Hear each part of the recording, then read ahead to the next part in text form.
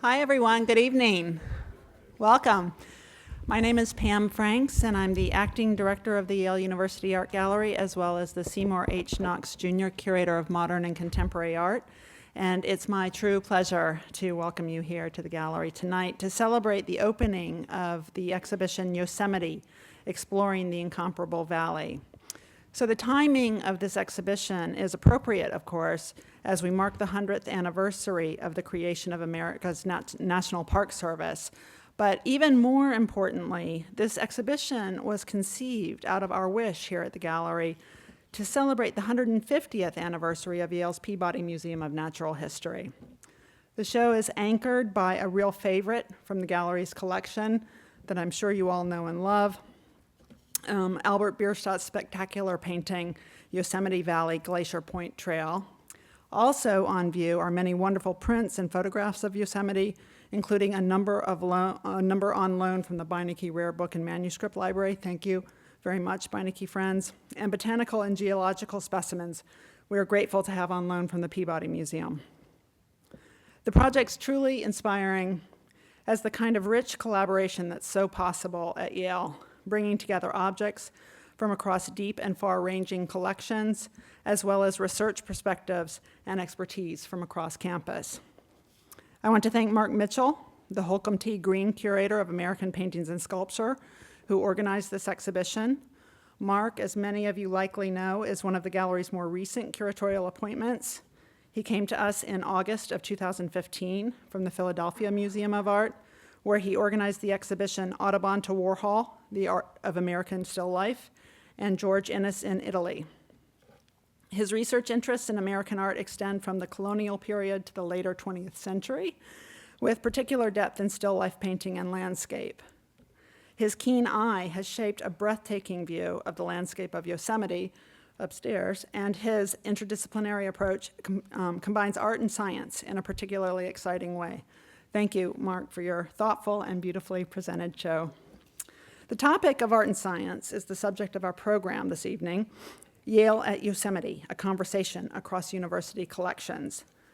Joining Mark in conversation is David Skelly, director of the Yale Peabody Museum of Natural History, and the Frank R. Osler Professor of Ecology at the Yale School of Forestry and Environmental Studies. Prior to assuming the museum directorship, Dave served for 5 years as Associate Dean for Research in Forestry, and he also holds an appointment in the Department of Ecology and Evolutionary Biology. He's a field biologist whose research focuses primarily on the ecology and development of amphibians, and has authored numerous papers and been awarded several fellowships and prizes for teaching excellence. We're thrilled to have you here tonight, Dave, for this conversation, so thank you. And then I just want to introduce much more informally. I mentioned earlier that I'm acting director of the gallery, and that's because our director, Jock Reynolds, is taking a 6-month sabbatical. Jock, though, is here tonight in the audience, and for those of you who know him, it will come as no surprise that this is the occasion for Jock to come out of sabbatical hiding momentarily, because he has had the incredible fortune of visiting Yosemite every summer for over 6 decades, I believe. And his stories of those experiences are really wonderful. So I hope that perhaps Mark and Dave will draw out a few of those stories as tonight's conversation unfolds. We shall see. So finally, let me just thank the Martin A. Ryerson Fund for supporting this program and invite you all to stay after the conversation and enjoy the exhibition on the 4th floor and join us for a reception in our Jan and Frederick Mayer lobby. So now, with that, I'll turn the conversation over to Mark and Dave. Thank you. Thank you, Pam.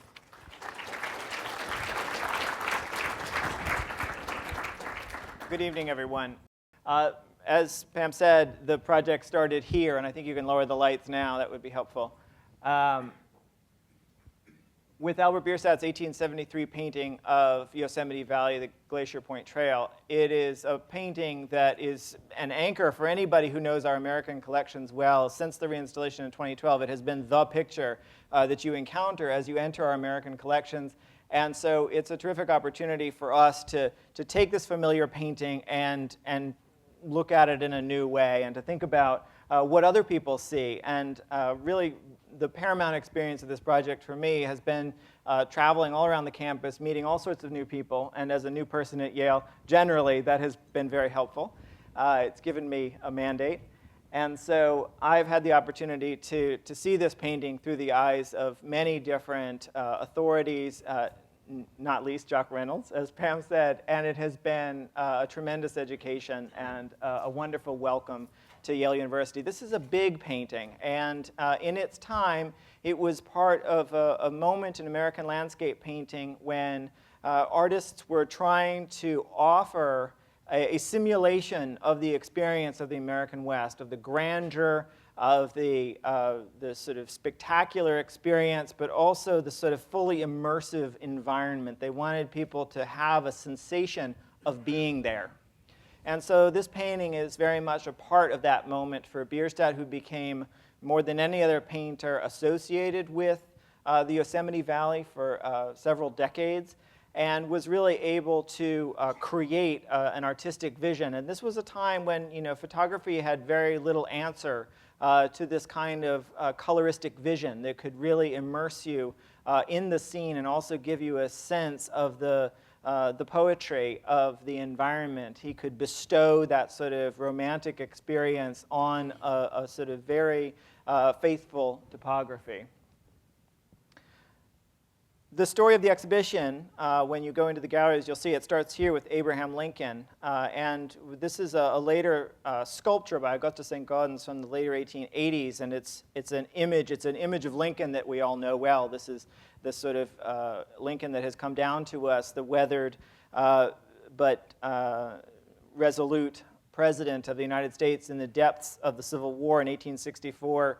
He signs the Yosemite Act and creates this reserve, this park that he grants to the state of California. Not yet a national park. That would come in 1890.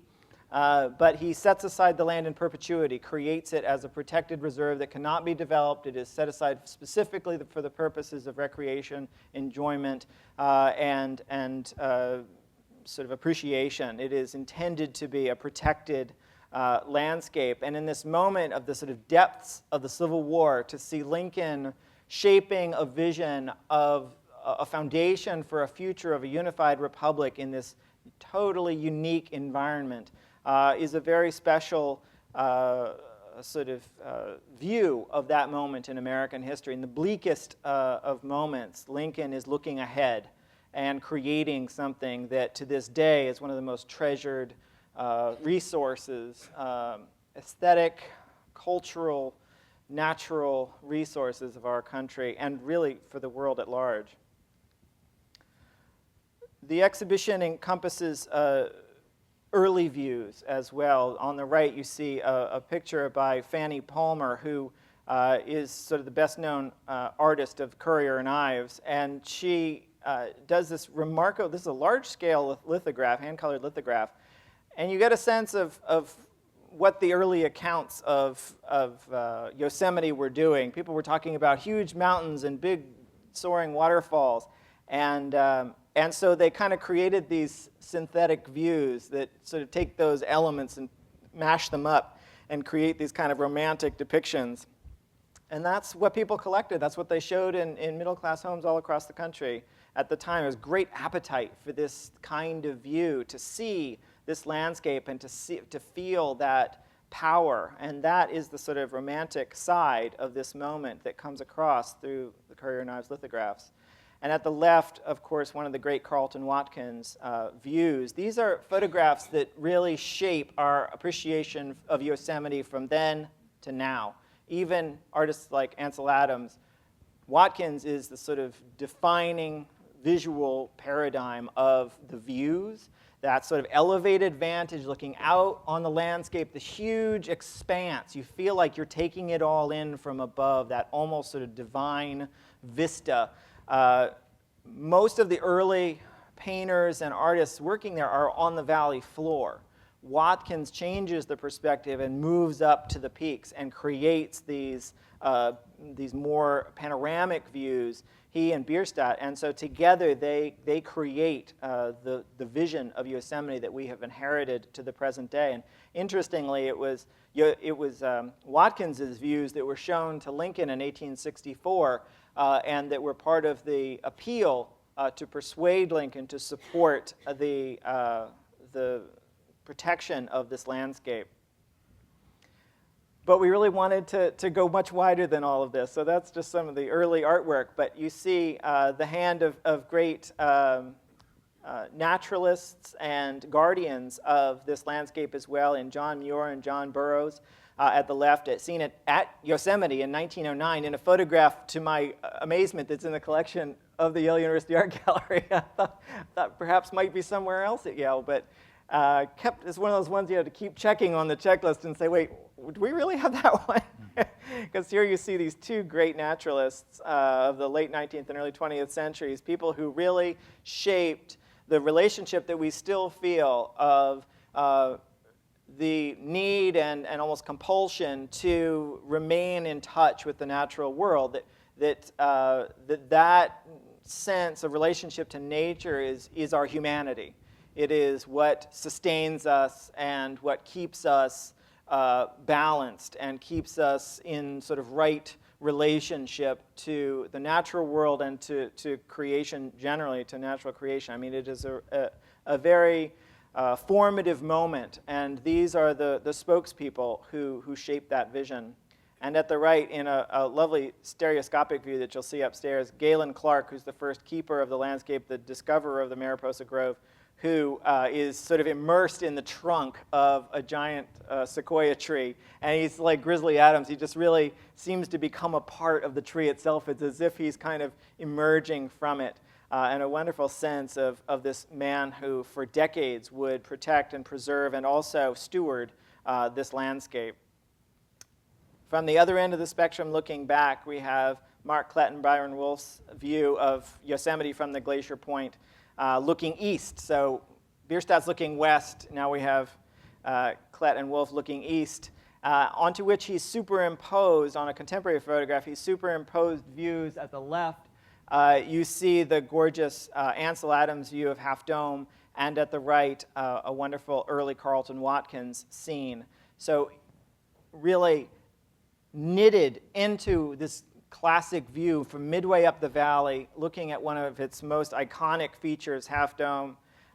You have Klett and Wolf thinking about the presence of these earlier photographers who have shaped their appreciation for this landscape and now trying to create a new perspective, something that synthesizes those visions into a new vision for a new millennium. And so here we are looking forward together and thinking about where we've come from and where we're going.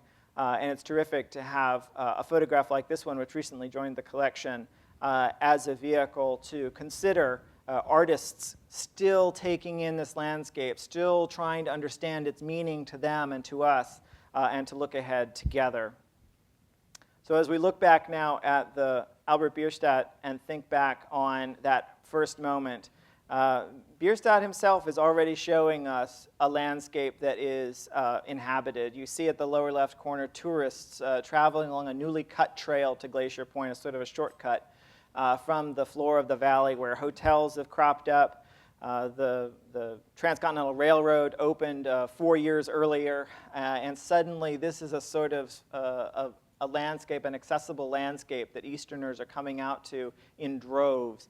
And it really opens this place for a more democratic access and experience, and that very much lingers to the present day. I understand that this year was the highest attendance year in Yosemite's history, and I think that it speaks to the endurance of this place and to its very special relationship with our country. So that's the exhibition, and I'd like to turn it over to David to talk to us a little bit about science here at Yale and the Peabody's background here. So I'm going to switch over our PowerPoint. Thanks, Mark. And let me start by thanking Mark for his amazing work on this exhibit and for Jock and Pam for enabling this to happen. And then many colleagues around campus, as Mark has said, calling out some people from my two homes, Patrick Sweeney from the Herbarium, who I think is lurking in the back there, was a key person in helping to orchestrate the Peabody's contributions. And Craig Broderson identified trees and otherwise did a great deal to help out this exhibit. So it is wonderful to work across collections, and I think this is something that when Jock and I first talked about this a couple of years ago, the idea was that our collections are that much more meaningful when we use them synergistically, and I think this is a wonderful example. So at some peril, I'm going to talk about science here in the gallery. So I want to go back to the beginning, or Yale's beginning in the sciences, to this man. This is Benjamin Silliman. And Silliman came to Yale not to become a scientist, but with thoughts of becoming a cleric. Timothy Dwight, who was a remarkable person in his own right, was president at the time, saw someone of great potential and maybe some degree of malleability, because even though he was aimed at a clerical life, he said, why don't you go study chemistry and come back and you can join the faculty? And more or less, that's what Silliman did. And he came back to Yale as its first faculty member in the sciences. He began teaching undergraduates, learning as he went. If you read about him early on, he felt like he was one step ahead of the students. And I certainly remember coming to Yale as a young faculty member feeling exactly that way. But in 1807, an event changes his life and changes the conception of American science internationally, and creates Silliman as a premier scientist on that world stage. In December of 1807, a meteorite falls in Weston, Connecticut. It's witnessed. Silliman and a colleague get into a carriage and they dash down to Weston. They interview the people who saw the meteorite fall, and they dutifully record this incident. They collect pieces of the meteorite and write this up and send this to colleagues all over Europe. And in 1807, American science basically doesn't exist. The United States is not taken seriously as a member of the international scientific community. So Silliman's write-up creates an enormous impression in Royal Science Academies all over Europe. He becomes a celebrity. So in that context, in the European context, where science is emerging as a natural part of the Enlightenment and post-Enlightenment experience, he's accepted. Back here in the United States, one reaction is from the president of his country, Thomas Jefferson, who is, at least apocryphally, and hopefully really, I'd like to think it was real, is said to have remarked, "It was much easier to believe that a Yankee professor would lie than that a stone would fall from the sky." So early on, Silliman has a student named James Dwight Dana. Dana gets an opportunity shortly after graduating from Yale College to travel around the world, literally on the heels of the Beagle expedition, where previously unknown a naturalist named Charles Darwin participated.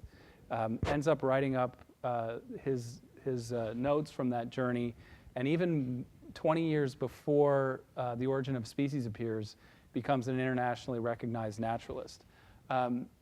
Dana becomes one of the scientists on the voyage of the U.S. exploring expedition that leaves 2 years after Darwin's voyage returns back to the UK, travels to many of the same places around the world, notably including areas in the South Pacific, and notably within the South Pacific, a series of atolls. Dana formulates a theory for how atolls form based on the erosion of volcanoes down below the surface of the ocean, coupled with the growth of coral that creates these coral atolls all over the Pacific. He writes that up into a letter. The letter ends up getting published in a newspaper in Sydney, Australia. That newspaper makes it back to the UK, where one of Darwin's friends reads it and sends it to Darwin because he had heard Darwin talk about the same kinds of atolls and independently had come up with the same theory. Well, this obviously captured Darwin's attention, and that began a several-decade correspondence between Dana and Darwin that continued after Dana returns to New Haven and joins the faculty. And then in the lower right here, what that shows is scientific and academic immortality. James Dwight Dana's Manual of Mineralogy. So he comes back to Yale. He joins the faculty as a professor of mineralogy. He, within not that long after coming to Yale and making a thorough study of minerals, starts developing a system of mineralogy that's very much analogous to what Linnaeus did for biological taxonomy, where a series of names and categorizations and relationships postulated among different organisms in kind of a hierarchical fashion is used to say, this mineral is related to this one. Well, that book is now in its 20-something edition and is currently still sold. So that's pretty remarkable, and that's kind of out of the box what this person did. So we were very fortunate early on with Silliman and Dana.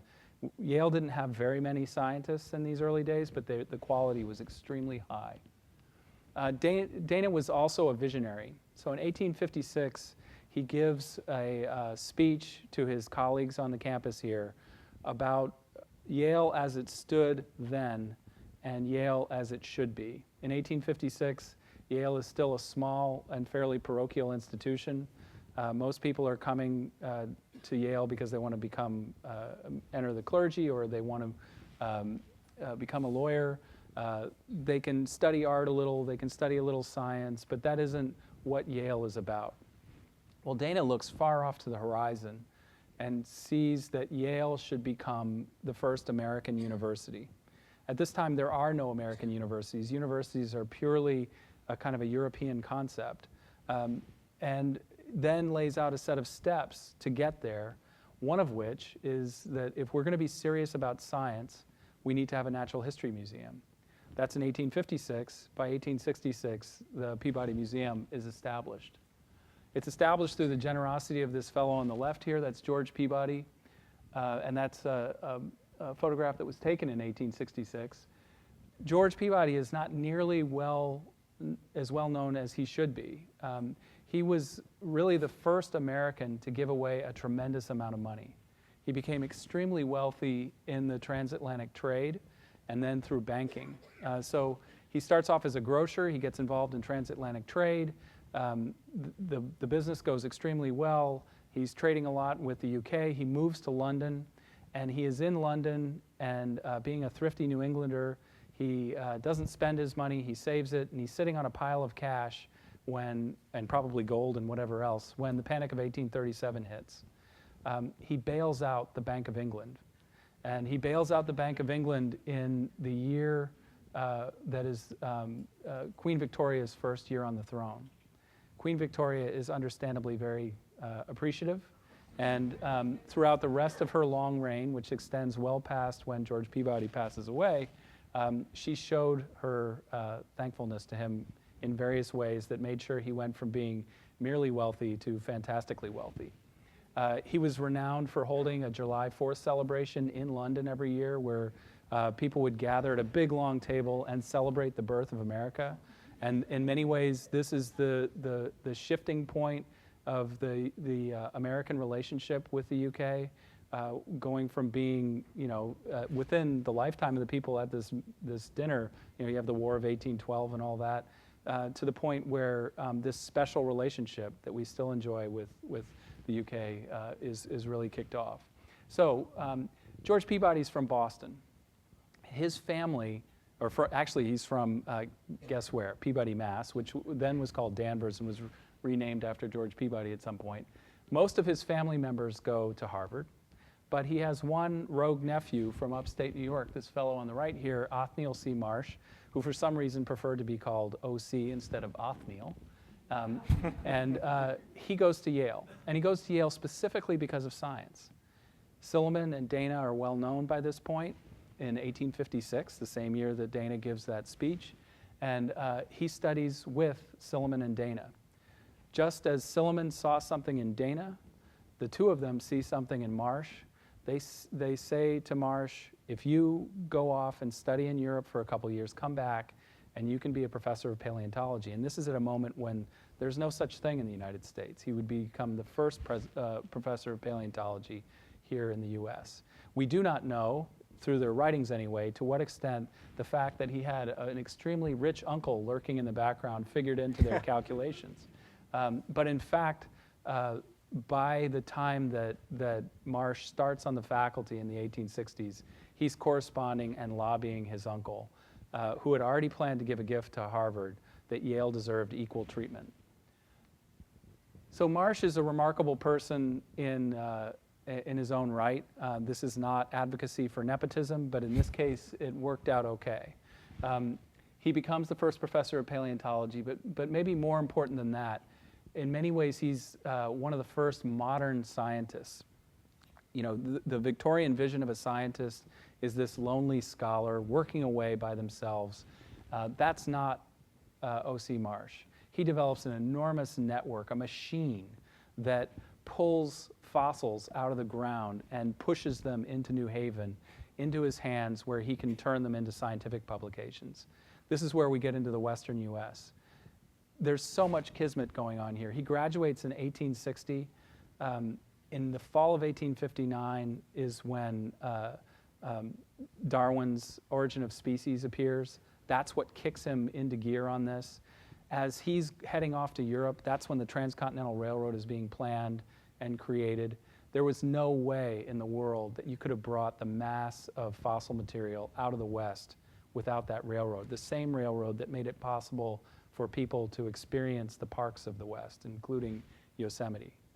That changes the U.S., the Americans' relationship, and America is 99% the East Coast, maybe sort of out towards Chicago, how they thought about the rest of what they now recognize as their country. And that change in mindset influences scientists the same way it influences everybody else. And so Marsh makes it his business to become the paleontologist of the American West, which in so many ways has this bounty in all dimensions, including in fossils. So along the way, he develops a massive research enterprise. Simultaneously to being employed here, he becomes as the U.S. Geological Survey is formed in large part to explore the Western U.S. and to document it, he becomes the federal paleontologist. So he gets this massive budget that just increases the flow of fossilized bone back to New Haven.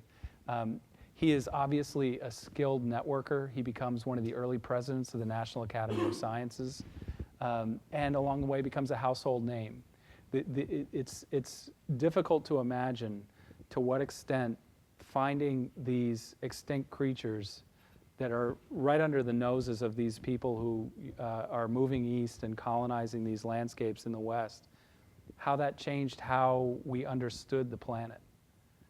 And that it becomes harder and harder to imagine that the world has not changed dramatically over time. This is an early view of Yale mentoring. So Marsh, right from the get-go, when he's making these Western trips, is bringing students with him. And the two best-dressed people here in the back row, flanking Marsh in the middle there, those are the Army Scouts. The people in the front row here looking like desperados, those are the Yale undergraduates. On the far left there is Thomas Russell. His father founded something called the Russell Trust, which we know is Skull and Bones. He's probably the only person in this picture that knows how to handle a firearm because his father ran a military school that was in Worcester Square. And so he grew up feeling, and you can kind of see, he looks pretty comfortable there. He heads out on this Western trip. He discovers a very important fossil that I'll show you in a minute. And then he says, I'm good, and never really travels again. He comes back to New Haven, he goes to medical school, and he becomes Marsh's physician for the rest of his life. So there's a little hyperbole here in do you really need all this hardware to go out and hunt dinosaurs? In fact, it was very dangerous. They're heading out into the middle of the Indian Wars in the 1870s. And you can't really make this stuff up. On the left-hand side, that's Buffalo Bill Cody. He was their guide on that 1870 trip. Their military escort was from General George Custer, who was not quite dead yet. The expedition before Custer gets killed was the 1874 Black Hills expedition into the Dakotas. One of Marsh's other early students, George Bird Grinnell, who would go on to found the Audubon Society and the Boone and Crockett Club and become hugely important in the history of the National Park Service, goes with Custer on one of those trips. I mean, there's so many connections. These people are all working together. So in 1876, the museum is built. It's on the corner of Elm and High Street. If you're doing your mental Yale geography, that's the location of Saybrook College now. The museum stands on this spot from that time until 1917, when the Harkness Quadrangle is built. This is Marsh's base of operations. It's where he brings on board other curators and where this scientific machine kind of takes off. It's where Yale gets truly serious about science. The first biology department at Yale, the first geology department are founded from within the museum. They end up fledging and becoming independent at some point, but they start in the museum. It's also the first time that some of the artistry of paleontology comes to the fore. So these fossils were mounted in that early museum. The Edmontosaurus at the top there, that mount is outstanding. Modern paleontologists wouldn't really move too much around on that. Most of the fossils, when you walk into our Great Hall that were mounted later than that, in the 1920s and 30s, were mounted according to principles and preconceptions that more or less to a paleontologist are like fingernails on a chalkboard. When they walk around those things, there's so many errors in just the way the bones are mounted. Marsh himself didn't really believe in doing this. He thought this was all falderall and it wasn't hardcore science. And in fact, the Edmontosaurus wasn't mounted until shortly after he died, and then it all blossoms. So going back to the sort of the impact and the importance of what Marsh and others at the Peabody were accomplishing, we'll start by picking on Harvard a little. So Louis Agassiz, we can't claim to have the first university-based natural history museum in North America because Harvard had Louis Agassiz's Museum of Comparative Zoology starting in the 1850s. Agassiz was a remarkable scientist and kind of a repellent human being all in one package. But he was an unreconstructed, throughout his life, unreconstructed anti-evolution person. And he had some good points that really stung Darwin. So this is his 1860 review of Darwin's book. And he says, the supposed intermediate forms between the species of different geological periods are imaginary beings. And in 1860, Darwin and Huxley and those people, they have nothing to answer to this.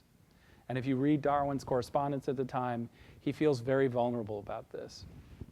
Well, Marsh comes along and helps him out in a big way. So that Thomas Russell guy that becomes his physician uncovered that skull up there on the 1872 expedition. Marsh names Hesperornis, this species here, also mounted in ways that are impossible given the skeleton, but we'll give him a pass on that for now. That's a bird. It's a Cretaceous bird. This is before the extinction that takes place at the end of the Cretaceous. And there's something unusual about that bird's skull. Those are teeth. That's an intermediate form between the ancestral dinosaurs, which had that didn't have beaks and had jaws with teeth in them, and the modern birds we have today, which have beaks without teeth in them. So this was very exciting to Darwin. And of course, Agassiz is wrong. So this is my only picture of any art, I guess. This is a sculpture of Louis Agassiz, who did not fare too well in the 1906 earthquake on the Stanford campus. And that's it. Thank you. That was terrific. Well, there are so many connections. It's kind of astonishing because when we think about the stories of art in America and the stories of science in America, it's actually, they're on very parallel tracks. Oftentimes, skepticism in early America about the utility of art as lacking was one of the great impediments to the development of art, certainly in colonial, but also early national America. And so artists like John Trumbull, who is sort of a leading figure here at Yale and sort of founded the museum with his collection. And that desire to kind of begin creeping out of this inherited situation really only starts gradually in the early 19th century, and it takes until the mid-19th century for American art to begin to reach a stride and to kind of create a real momentum. And it's interesting to me because I think for many people, and perhaps this audience in particular, presumably skewing towards art gallery interested people, may not realize that the reluctance about art and the reluctance about science, I mean, people were very skeptical of science in early America. It was a sort of, often is sort of a quack's profession. And so it's a very difficult balance to strike. There were a few people in Philadelphia, there are a couple of people in New Haven in the early 19th century.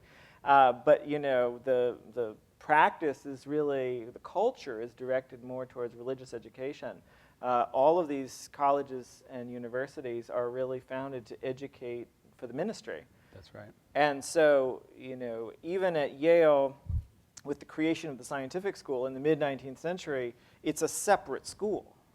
It was like a plant that forms a gall around something to hold it separate. Yeah, they don't want the scientists, messing around with academic Yale, so they actually put them over there. And Sheffield Scientific School is founded separately in '61, I think it is, begun in '54 and then named in '61. And Right. so it becomes a separate enterprise. And that partitioning of the campuses, they develop separately. And that sense that the ne'er the twain shall meet is remarkable throughout. And of course, we've mid-century. inherited that geography. It's the same thing with the medical school, where physically it's like there was this magnetic repellent field where the sanctity of the main campus was about initially divinity education, legal education.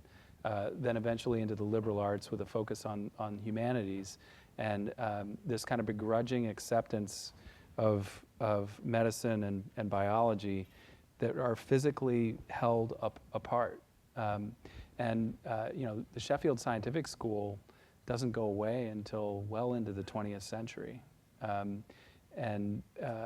fact, the Sheffield Scientific School still exists, and there is an annual meeting to which I go because as head of the Peabody Museum, I'm an officer of the Chef, and so it still happens. I'm glad you brought Silliman up because Silliman has to also be the cousin of John Trumbull.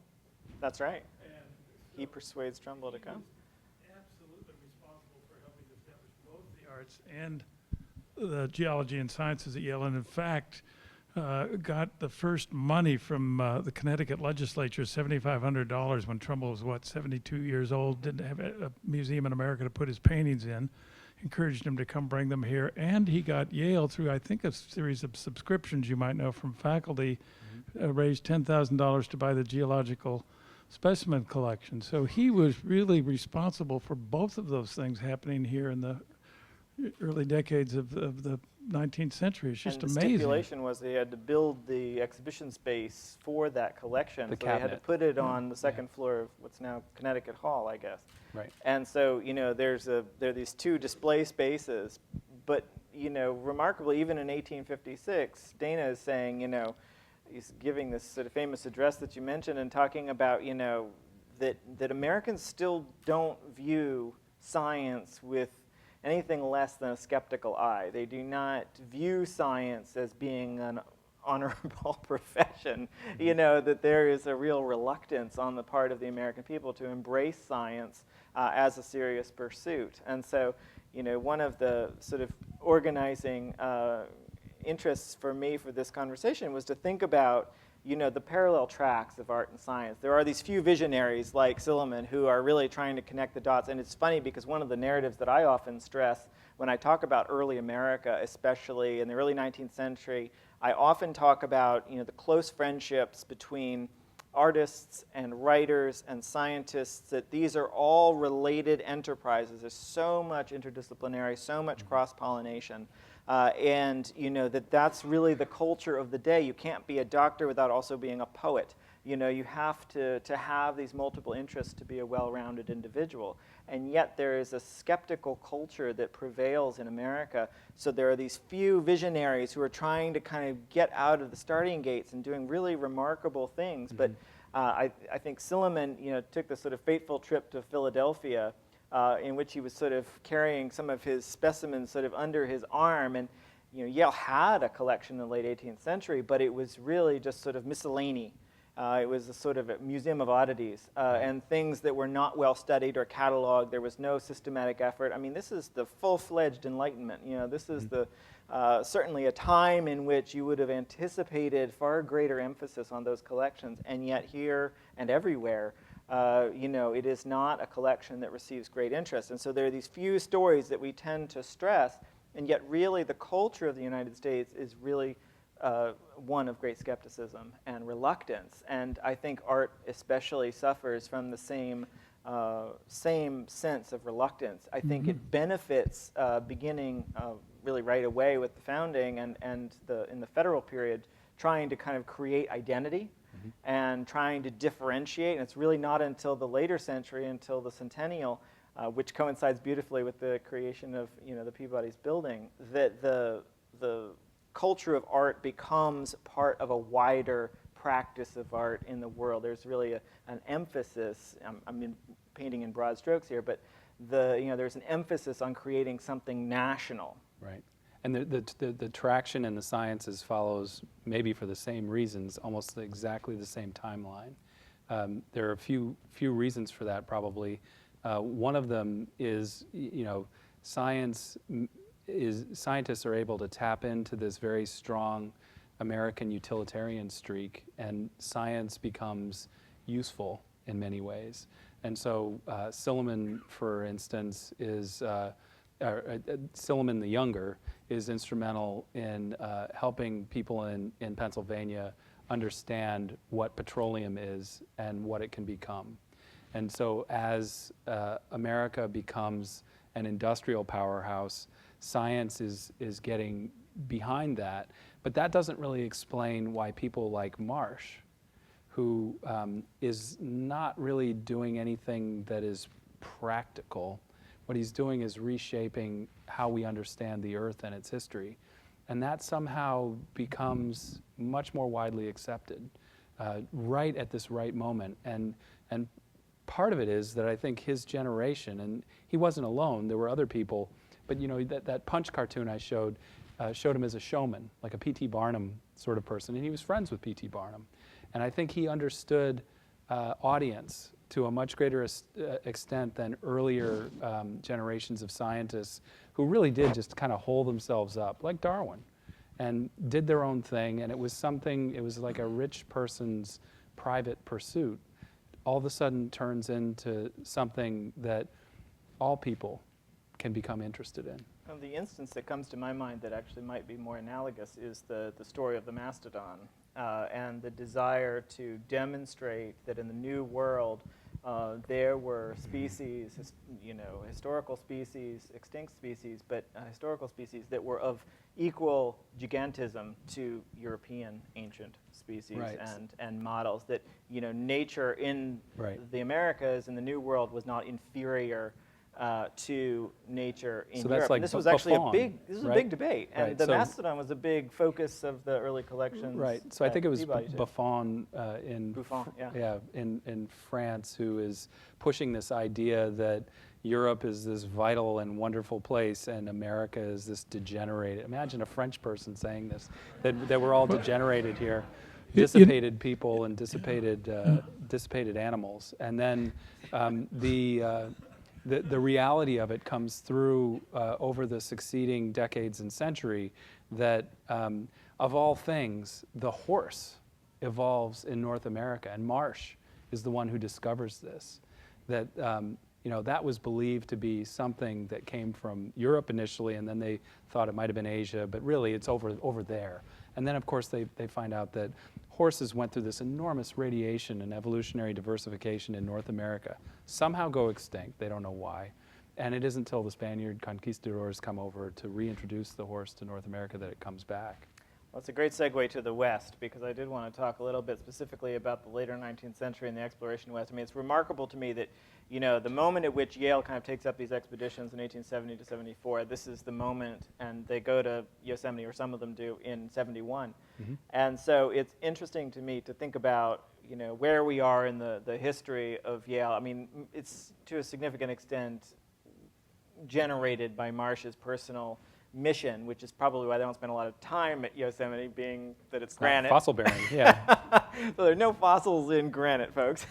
You need sedimentary, settlement for the preservation of fossils. So Marsh himself, to a certain extent, kind of set the track that these expeditions were going to undertake, and yet to a significant extent, exploring those landscapes, finding the sort of repositories of new material that, as you were saying, was sort of his machine. That's in the West. That's the landscape that he is really kind of pushing into with these expeditions. And it's also more generally just part of how American scientists fully understand North America. Until they really get out there, and this is going on well into the 20th century, documenting the biological diversity and so much kind of heterogeneity of landscape that takes place in different pockets of the western United States, and exploring these landscapes and recognizing that they're vulnerable, mm-hmm. and that they are mm-hmm. threatened, and the end game to people who are out there as early as the 1870s, and certainly towards the end of that decade, the end game's clear. And so people, many of Marsh's associates, while Marsh himself didn't figure so much into that, people like Grinnell are huge figures in helping Americans more broadly understand that there's something awful to be lost here, both with the landscapes and the species that occupy them, but also the Native American populations. Dave, could I interject something? One of the other thing I think ties into your conversation is that the invention of photography as a technology and a medium that people like Muybridge and Watkins mastered also required that they really understand chemistry. I mean, these were characters who had to literally mix their own chemicals. They had to figure out how to create these collodion plates, carry this stuff around. And as you know, Muybridge, of course, did the studies of horses in motion for Stanford, one of the great railroad barons. And of course, Watkins, Muybridge, and others went up and were the ones to first record what was thought as factual proof that Yosemite and this wilderness existed, not simply drawn in a more Currier or Ives method, but something that could convince Lincoln and the people in Washington that trees of this size in a valley of this grandeur actually existed. So the separation between an artist or an artist, scientist, chemist was pretty thin in those days. Yeah. Now you don't find those crossovers as melded as you do amongst those great pioneers of the time. Absolutely. And one of the things that I think that's a great point, because one of the things about this landscape in particular is it's a sort of a landscape of ideas. They're projected onto these landscapes competing theories of development. The question in the 1850s and 60s of how did this landscape come to be? How did Yosemite get created? Right. They're trying competing geological theories, fluvial erosion. Glaciology increasingly sort of comes to the fore. Muir advocates for it, and that becomes the sort of dominant interpretation in the 70s. But in the meantime, what we're seeing unfolding in art, in all visual representations, are often portrayals of the theories. So, the Merced River, which, peacefully descends the valley in, Bierstadt's painting, in James Madison Alden's watercolors, is this massive rapids of Colorado River levels of scale and scope, and you can just see the representation of a theory about how this landscape came to be. And so art photography as well is is serving these purposes to a significant extent. It's reflecting the prevailing ideas of this landscape, and I think that that very much goes to Marsh's work as well, trying to capture these bones to sort of understand the relationships, to get enough material to start creating those interstitial sort of evolutionary models. That's the kind of landscape that they're exploring. They need more information, and photography is one of those vehicles that provides the promise of information. And that's why Watkins is not just selling, photographs to tourists. He's also, illustrating the first geological surveys of California. He is the sort of vision of science in this whole region. And so there's, to my mind, a very interesting crossover where art is serving those ideas as they're shaping, as they're evolving and formulating themselves. You go from Currier and Ives, that's just a sort of romantic conception, and then very quickly you see art really in the service of ideas, and it's very active part of the scientific conversation around these areas that are so unique, and that's Yosemite, is its uniqueness. How did this totally exceptional, different than everything else place become what it is? How did this happen? And there's such an urgency to that question, undoubtedly partly coming out of increasing speculation about geological formation at that time, but certainly questions of evolution of the species as well. And so all these ideas are part of a very active ferment. And this landscape is almost a canvas for those ideas as they try to project out and aggrandize those into this sort of larger scale. I think one of the things that's really fascinating now is to read articles that are written for a popular audience that include these theories and the controversies around them. And this was eagerly read. In 1870, Harper's Magazine publishes or I think they published it in 1871, but it was about the 1870 Yale College Scientific Expedition. There was a serialized narrative of the entire expedition where people followed kind of blow by blow where they went and what they were finding and what it meant, all with illustrations, some of them pretty fanciful, but really trying to convey to a wide reading audience what is a scientific expedition? What does that look like? What does it mean? Well, that's part of what we're trying to do in this exhibition. I think we're trying to kind of encapsulate the experience and the meanings of these landscapes to art, to science, but also to be there. And that's really the mandate of Bierstadt's paintings, the various stereographic photographs from the time, and every other vehicle, including the mammoth plates of Watkins. And so, that experiential crossover is, to my mind, brings us to the third topic for this conversation I was hoping to kind of touch on. We're sort of in our winding down moment here, but my friend Olivia Armendroff, who is one of our wonderful students here, who's been a great partner in this exhibition and to whom I'm deeply grateful for a lot of the research that has gone into this project, was reminding me the other day that there's real interest now in interdisciplinarity, and that the very kind of crossovers and uses to which art and science were put in the period that we're discussing is a subject that is of great interest to students today. And so it's interesting to me to think that perhaps through projects like this one, that we may find that we're better able to kind of connect with our younger students now enrolled, but also thinking ahead to where we're going.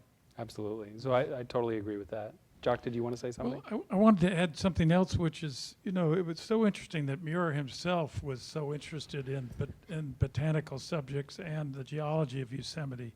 I mean, he was the one that got out of the valley up into the high country and discovered that there was one remaining glacier in the Lyell Canyon, in the highest point of the park, and it helped explain how this incredible polish, these glacial remains, all these deposited stones. Where did that come from? How did that happen?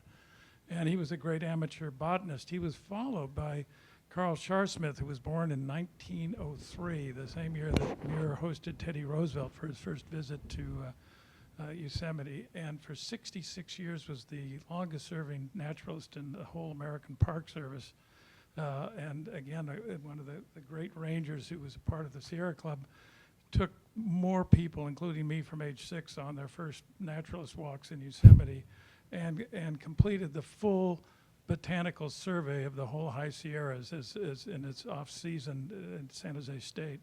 I mean, these were remarkable people, some of them amateur scientists, some who just trained themselves through actual practice to become some of the great chroniclers of the fauna and flora. And I think it's so interesting that you included some of the botanical specimens from the Peabody thing, just so that people get a taste of how diverse not just the trees are, but everything in that amazing landscape is. I agree. So one of the things that I think is on the horizon, I think people of the kind of generation that are in college and in graduate school right now, the idea of combining art and science is, they're ready to do that. The idea that there would be some boundary between those two pursuits and those two ways of communicating can seem kind of silly. And so I think we are at a moment when I think we're going to see more collaboration. So a Yale name that some of you will know is James Prosek. And James is a premier natural history. Well, he's a natural historian. He's an artist focusing on the natural world.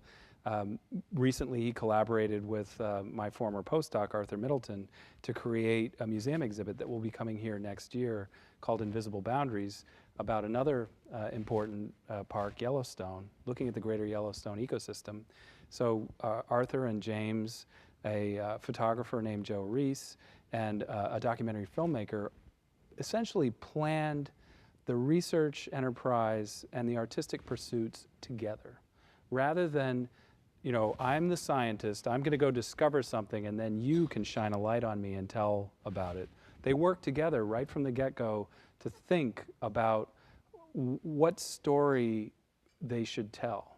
What should the focus be, and how would that look to you, James, as an artist, and how would that look to you as a photographer? How would that look to you as a documentary filmmaker? And then work together to produce something that manifests itself in the scientific literature as a set of paintings that James creates, as a set of photographs that appear in National Geographic, and as a documentary film that's making its way around the circuit. So I see that as a model for the future where those collaborations will be seen as very normal. And let's face it, that's how I think, as just selfishly thinking as a scientist, going out there and publishing your papers and putting them in a peer-reviewed journal and going, all right, everybody's going to read that. That's, you see, good luck, right? Well, I'd like to, we'll come to your question in just a second. I just like to invite everybody. We're winding down now. We'll take a couple questions, but I do want to tell you that we're going to have a wonderful reception afterward in the main lobby. And I hope you'll all continue the conversation with us out there.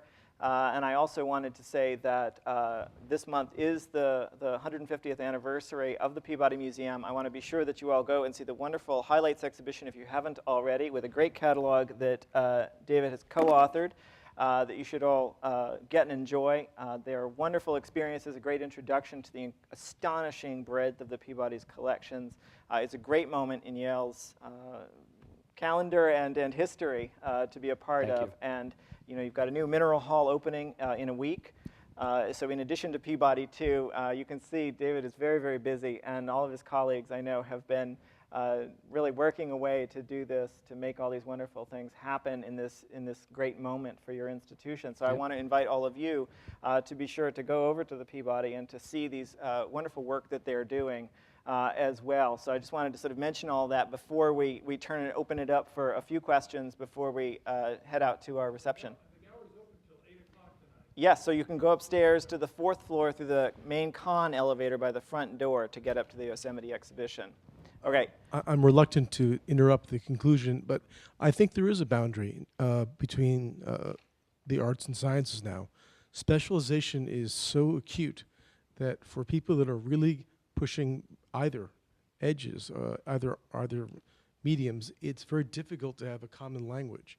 How do you think that gets resolved? So I think that's a great comment and a great question. I can tell you, having watched Arthur and James wrestle through this. So Arthur and James met in my class when Arthur came back as a postdoc, but he was originally here as a master's student. I taught a freshwater ecology course for many years, and I used to invite James Prosek to come in and give this guest lecture. And the two of them met then and started a dialogue that took six or 7 years. And I think part of that was developing that common language. And if you talk to these 4 people who came together around this project, the conversations and reaching sort of a agreement about, what are we trying to convey, and how does what you're trying to do work with what I'm trying to do, instead of having it be, separate projects that each had their own message and their own mission. Any sort of collaboration is hard. And, scientists tend to collaborate, but they often do it in a hierarchical way, like you're my graduate student or you're my postdoc, and tab A is going to go into slot B, end of discussion.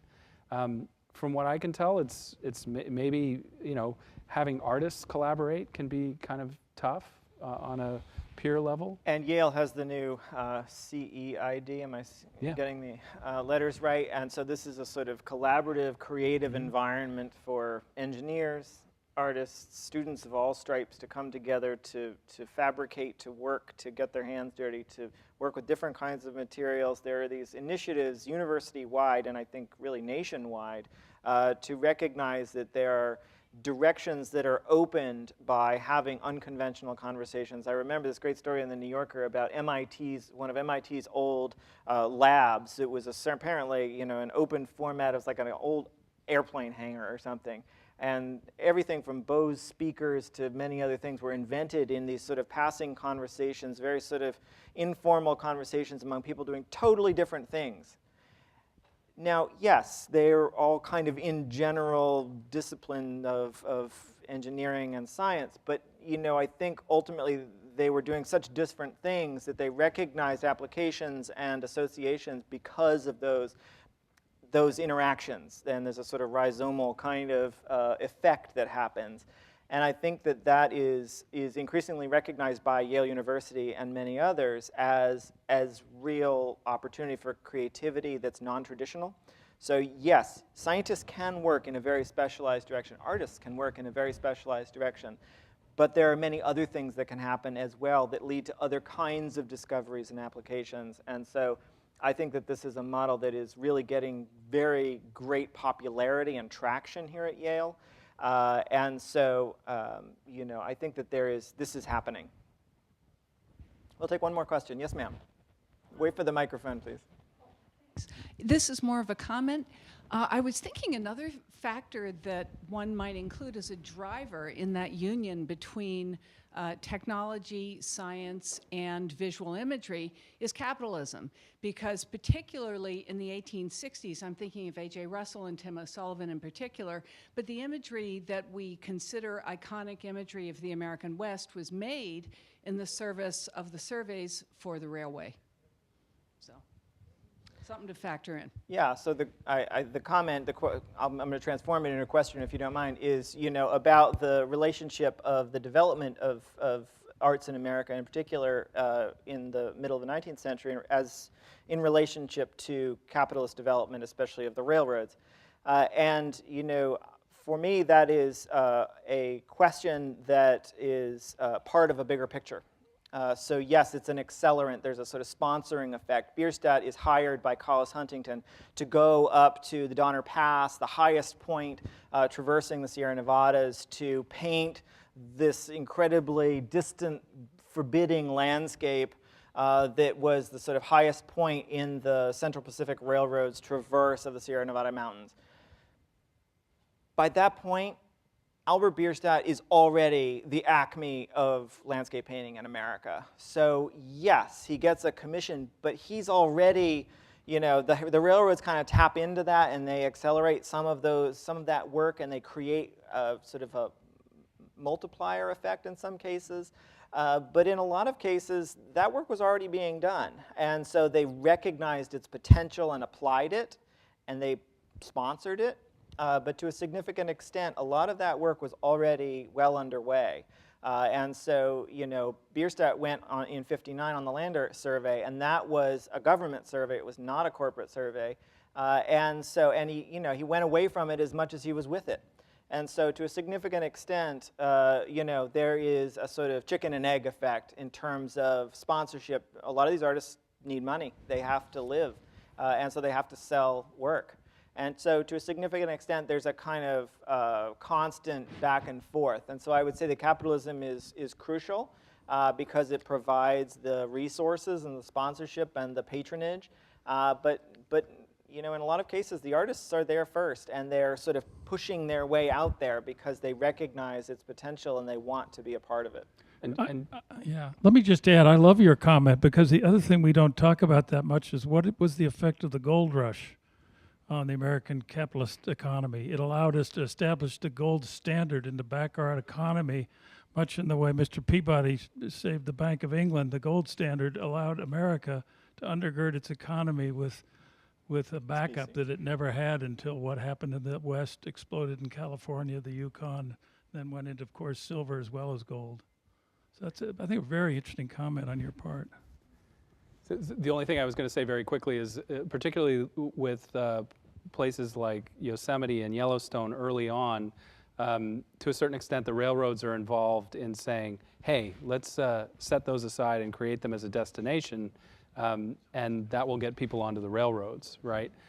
What's interesting is that by the late 1880s, there starts to be a transformation, and going into the early 1900s, and going back to George Bird Grinnell, he founds the Boone and Crockett Club, which is one of the first conservation organizations in the United States, and then that becomes a lobbying force that has more of a scientific orientation. And for instance, that's the basis for picking out Glacier National Park and creating that park, which has a different motivation than some of the earlier parks. And then you get into the modern era where the marine reserves, the sort of 21st century equivalent of this park establishment, those are in many cases being allocated in space based on scientific algorithms completely, whether that's the right way to do it or not. And now we have a new national park at Mount Katahdin, which is That's right. our newest addition. And we, of course, have the great Frederick Edwin Church depiction of that site. And so I invite you to go upstairs and to see a depiction of our newest national park, and also to join us for a glass of wine. I think we're having wine out in the lobby. So thank you all very much for coming.